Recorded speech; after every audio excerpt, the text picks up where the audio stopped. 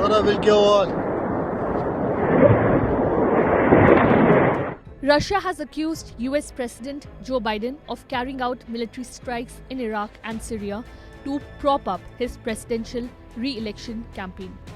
Russia claimed Biden is carrying out strikes in Iraq and Syria to boost his image as the presidential election campaign is heating up, not in retaliation for a deadly attack on US soldiers. Russia's UN ambassador Vasily Nebenzia, at a meeting of the Security Council, said that Biden giving the nod to engage in conflicts in the Middle East was not in response to a deadly attack on US soldiers in Jordan, but an attempt to boost his image.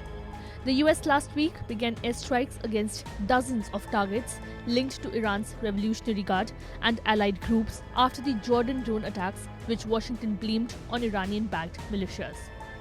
The biggest operation of the US in the region since 2003, presented by Joe Biden as an act of retaliation for an attack of the use of a UAV of unconfirmed origin on the American base that is illegally in Syria, has no justification, said Nebenzia. We see in these flex their muscles attempts, first of all, a desire to influence the domestic political landscape in America, a desire to somehow correct the disastrous image of the current American administration, he added. US voters will go to the polls in November to elect a president for the next 4 years. The White House did not immediately respond to a request for comment on Nebenzia's remarks about Biden. Biden is expected to square up against former President Donald Trump in all likelihood. Biden's approval ratings have taken a tumble in recent months as Trump chalks up a comeback. Experts believe that the current escalation in the Middle East, if played well, could provide Biden the required fillip to make the competition even. Deputy US Ambassador to the UN, Robert Wood, justified the US strikes in Syria and Iraq under Article 51 of the founding UN Charter, which covers the individual or collective right of states to self-defense against armed attack. Let me be clear.